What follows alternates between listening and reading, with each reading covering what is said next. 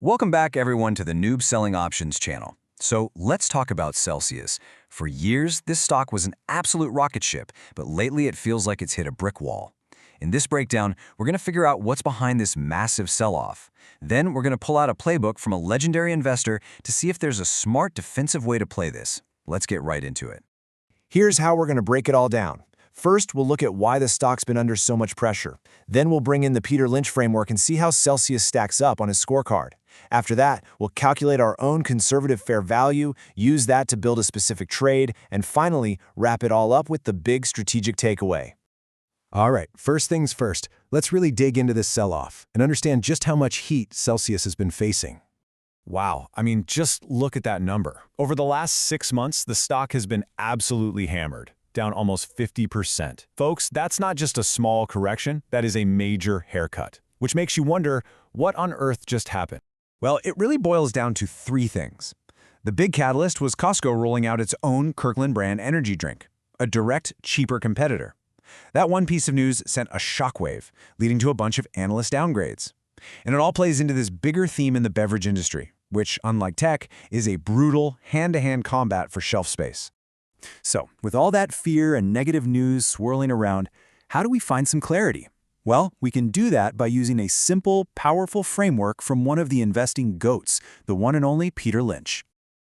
Lynch's absolute favorite tool was the PEG ratio. It's beautiful because it's so simple. All it asks is, are you paying a fair price for the company's growth? His rule was easy. A PEG ratio of 1.0, where the PE is the same as the growth rate, is fair. Anything less than 1? Now you might be looking at a bargain. And check this out, this is where it gets really interesting for Celsius. Despite all that panic, when you look at it through Lynch's lens, the story changes. With its forward PE around 21 and growth expected near 28%, its PEG is sitting around 0.76. So according to Lynch's own logic, that massive price drop has actually dragged the stock out of expensive territory and maybe, just maybe, into the undervalued zone. But hey, the PEG ratio is just one piece of the puzzle. To really see what's going on under the hood, we have to run Celsius through Lynch's full fundamental checklist. And when you lay it all out like this, the health of the company becomes crystal clear. It's passing with flying colors on almost every single one of Lynch's big tests. The PEG ratio looks great. Its debt to equity is super low at 23%. Lynch loved a strong balance sheet. The forward PE is near historic lows for this company, and maybe most telling, inventory isn't ballooning, which tells you the product is still flying off the shelves. Now, there is one little red mark here: institutional ownership. See, Lynch loved to find these hidden gems before Wall Street did. Celsius is the exact opposite. The cat is way out of the bag. It's a crowded trade. And that explains the wild volatility. When bad news hits, all the big funds run for the exit at once. But honestly, from a business health perspective, the rest of the report card is glowing. For me, I'm good with that. Okay, so we've established the fundamentals look really solid. But let's play devil's advocate. What if the bears are right? What if growth is about to hit a wall? What would a fair price look like then?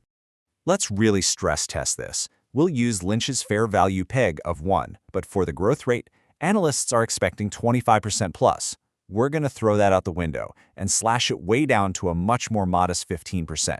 And we'll use a forward earnings per share of $1.55. The math here is really simple. With a PEG of 1, our target PE just becomes our growth rate, so 15. Then all we do is multiply that PE of 15 by our forward earnings of $1.55. And that spits out a conservative, Lynch-inspired fair value of $23.25. Now, this is the key takeaway here. Even if we assume a major growth slowdown, this framework tells us there's a fundamental floor for this stock somewhere in the low 20s. That's a powerful number to have in your back pocket. So now we can use that number, that 23.25, as an anchor to actually build a trade. What I'm looking at here is selling a cash-secured put, specifically the January 2027 contract with a 22.50 strike. Let's look at the numbers. The strike price at $22.50 is just below our conservative fair value. For selling this contract, you'd collect a premium of around $239. That requires setting aside $2,250, but that premium gives you an instant 10.6% return on your capital, right off the bat.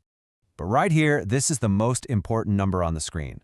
If the stock does fall below $22.50 by expiration and you get assigned the shares, your net cost isn't $22.50. It's the strike price minus the $239 you already collected. That brings your effective entry price all the way down to $20.11. Let that sink in. From where the stock was trading recently, it would have to fall another 39% just for you to get to your break-even point. That, my friends, is a massive margin of safety. All right, let's zoom out and just recap why this kind of defensive setup can be so incredibly powerful, especially in a market that's freaking out. It really works for three big reasons. First, that huge margin of safety. Your effective cost is well below our already conservative fair value. Second, it's a perfect setup to start the wheel. If you get the shares, fantastic. You now own a great company at a great price, and you can start selling covered calls on it. And third, you're getting paid by fear itself. High implied volatility is what makes that premium so juicy.